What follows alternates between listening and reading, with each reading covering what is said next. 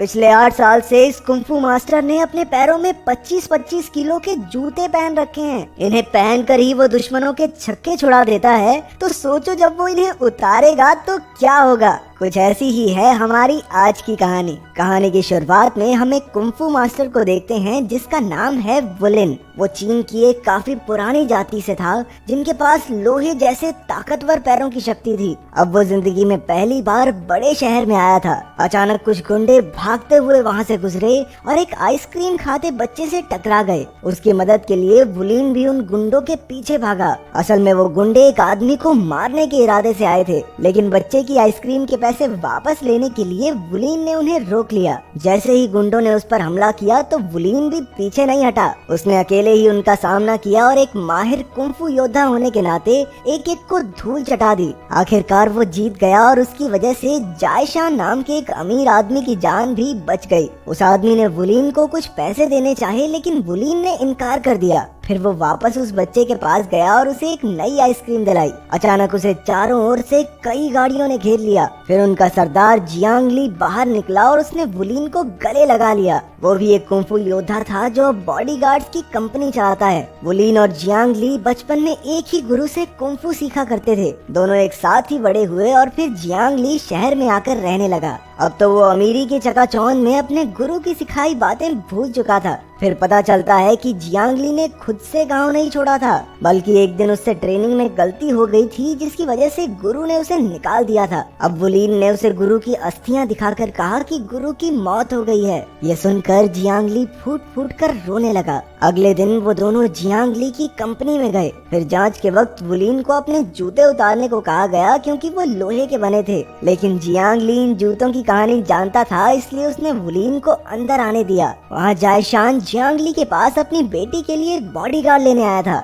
Jiang ली ने उसे अपने आदमियों की ताकत का नमूना दिखाया, लेकिन जायशान को तो वुलिन में दिलचस्पी थी। आखिरकार वुलिन मान गया क्योंकि उसके गुरु ने सिखाया था कि कमजोर की रक्षा के लिए अपना सब कुछ कुर्बान कर दो। अगली सुबह वुलिन की मुलाकात जायशान की बिगड़ी बेटी फेफे से हुई। फेफे को लगा कि वो एक चोर है, इसलिए उसने डर के मारे अपना तौलिया ही गिरा दिया। जब उसे पता चला कि वुलिन उसका बॉडीगार्ड है तो फेफे ने उसे पैसे देकर उससे छुटकारा पाने की सोची, लेकिन वुलिन अपने उसूलों का एकदम पक्का था। फेफे ने उसे नकली बंदूक से भी डराया, लेकिन वुलिन पर कहाँ असर होने वाला था। फिर वो दोनों मॉल गए जहाँ वुलिन हर जगह फेफे के पीछे चलता रहा। फिर फेफे ने देखा कि कुछ बदमाश एक लड़की को परेशान कर रहे थे। फेफे ने सीधा जाकर उनके लीडर को थप्पड़ मार दिया। फिर उस चालाक लड़की ने झूठ बोल दिया, भैया मैं थोड़ा ना बिना बात आपके थप्पड़ मारूंगी, वो दिख रहा है मुस्टंडा, उसने भेजा था मुझे। अब वो बदमाश लड़के मिलकर वुलिन को पीटने ही वाले थे कि वुलिन ने कह दिया कि मैं तो इस लड़की को जानता भी नहीं, कौन है ये।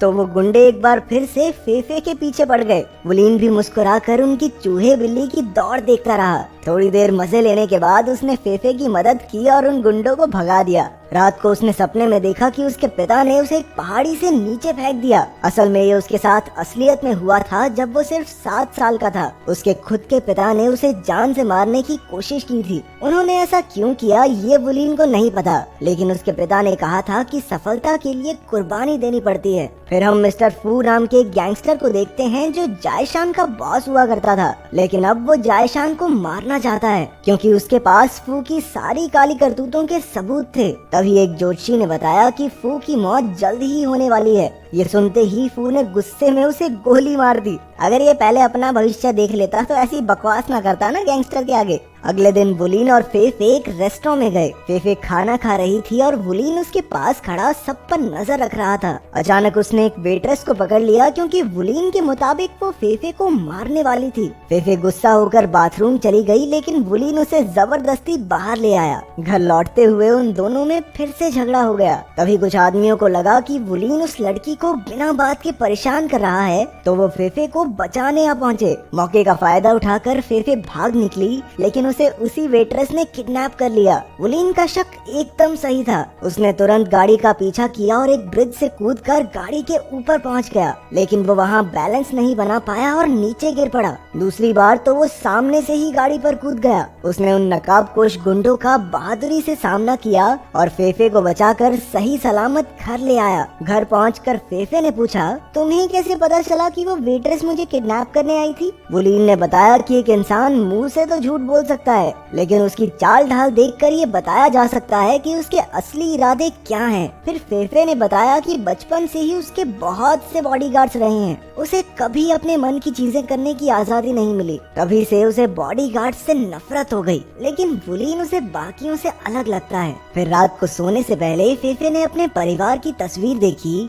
और अपनी माँ को याद करके रोने लगी। उधर गैंगस्टर फू ने अपने एक आदमी को जियांगली के पास भेजा। वो जियांगली की मदद से जायशान का काम तमाम करना चाहता था। हालांकि जियांगली को ये कुछ ठीक नहीं लगा, लेकिन फिर भी वो मान गया। असल में जब जियांगली ने पहली बार इस शहर में कदम रखा था तो मिस्टर फू ने ही उसे खाना खिलाया और उसका बिजनेस खोलने में उसकी मदद भी की, तो वो अपने आप को फू के एहसानों तले दबा महसूस करता था। इसके बाद अगले दिन जियांगली वुलीन से मिला और अपनी पहुंच के बारे में बड़ी बड़ी बातें करने लगा। उसने कहा कि उसकी शहर के नामचीन लोगों से जान पहचान है और वो जो चाहे वो करवा सकता है। फिर उसने वुलीन से कहा कि उसे जायशान की बेटी फेफे की रक्षा करना बंद करना होगा, लेकिन वुलीन ने ऐसा करने से साफ इनकार कर दिया। जिंदगी में पहली बार ये दोनों भाई एक दूसरे के आमने सामने थे। जियांगली ने कहा कि वो अब भी वुलीन से गुस्सा है क्योंकि गुरु ने जियांगली को नहीं बल्कि वुलीन को वो खास जूते दिए। गुरु को हमेशा लगता था कि वुलीन ही सच्चा कुंफू योद्धा है, लेकिन अब जियांगली बराबरी का मुकाबला करना चाहता था। आखिर फैसला हो ही जाए कि उन दोनों में से कौन ज्यादा बेहतर है। तभी उन दोनों में जबरदस्त मुक्केबाजी शुरू हो गई, लेकिन कोई किसी पर भारी नहीं पड़ा क्योंकि वो दोनों ही बराबर के खिलाड़ी थे। लेकिन जियांगली हमेशा से एक खास टेक्निक में माहिर था। उसके एक ही मुक्के से वुलीन सीधा दीवार से जा टकराया और नीचे गिर पड़ा। आखिरकार जियांगली ने कहा कि अब वो दोनों भाई नहीं हैं और वहाँ से चला गया। वुलीन जानता था कि फेफे की जान को खतरा है, इसलिए वो उसे खुफिया घर में ले आया। उन दोनों ने कई दिन एक साथ कुंफू की प्रैक्टिस की। फिर वुलीन ने बताया कि उसका एक जूता 25 किलो का है। उसने पिछले 8 साल से ये जूते पहने हैं ताकि वो महाशक्तिशाली बन सके। जिस दिन उसने वो जूते उतार दिए उस दिन कोई उसकी शक्ति का मुकाबला नहीं कर पाएगा। फिर एक दिन जियांगली के आदमियों को वुलीन और फेफे के ठिकाने का पता चल गया, लेकिन जियांगली जानता था कि उसके आदमी वुलीन के सामने एक सेकंड भी टिक नहीं पाएंगे, इसलिए उसने अपने गुंडों को काफी भारी हथकड़ियां दी जिससे वो वुलीन पर काबू पा सकें। फिर उन्होंने रात को चुपके से वुलीन पर हमला बोल दिया। वुलीन और फेफे भागकर जंगल में चले गए और वुलीन वहाँ भी गुंडों का सामना करता रहा। इसी मौके का फायदा उठाकर 2 गुंडे फेफे को उठाकर ले गए। वुलीन ने भी उनका पीछा किया, लेकिन उसने गलती से हथकड़ियों पर पैर रख दिया। अब उसके जूतों के साथ साथ उसके पैर में जंजीरें भी थी। फिर भी उसने हिम्मत नहीं हारी और उन गुंडों को उनकी नानी याद दिला दी। लेकिन आखिर में उन्होंने वुलीन के दोनों पैर बांधकर उसे दीवार में दे मारा।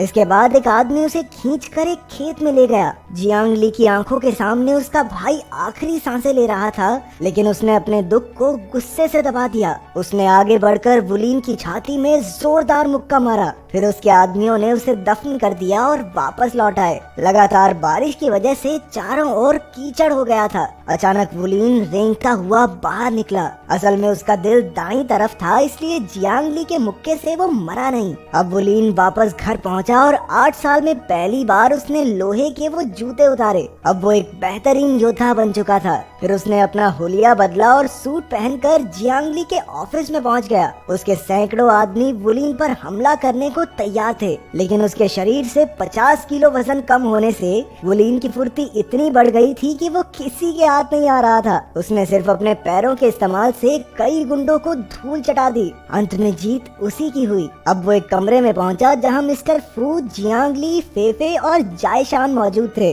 फू ने उससे पूछा, अरे छोटे, मौत से डर नहीं लगता क्या तुझको? इस पर वुलीन ने जवाब दिया कि सफलता के लिए कुर्बानी तो देनी पड़ती है। ये सुनते ही फू के पैरों तले जमीन खिसक गई, क्योंकि उसने अपने बेटे को मारने से पहले यही कहा था। कई साल पहले फू और जायशान एक साथ काम करते थे, लेकिन एक बार फू ने धोखे से जायशान को पुलिस के हवाले कर दिया, जिसकी वजह से उसकी पत्नी की भी मौत हो गई थी। तब से लेकर आज तक जायशान फू से बदला लेने की फिराक में था। फू अपने बेटे वुलीन से बेहद प्यार करता था, लेकिन एक दिन उसने देखा कि वुलीन ने एक जंगली जानवर को सिर्फ उसकी आंखों से घूरकर भगा दिया। फिर फू को एक ज्योतिष ने बताया कि उसका बेटा ही उसकी मौत का कारण बनेगा, और इसी वजह से उसने अपने ही बेटे को मारने की कोशिश की थी। हालांकि वो तो सिर्फ अभी एक बच्चा था, लेकिन आज वुलिन को अपने सामने जिंदा देखकर फू हंसने लगा, क्योंकि ज्योतिष की बात तो सच निकली। फिर उसने वुलिन पर गोली चला दी, लेकिन जियांगली बीच में आ गया। वो फू के हाथों की कठपुतली बनकर थक चुका था। फिर उसने कहा कि वो अकेला वुलिन का सामना करके उसकी नई शक्ति को परखना चाहता है। उन दोनों में जबरदस्त लड़ाई शुरू हो गई, लेकिन इस बार जियांगली अपने अनोखे दस्ताने पहन कर आया था।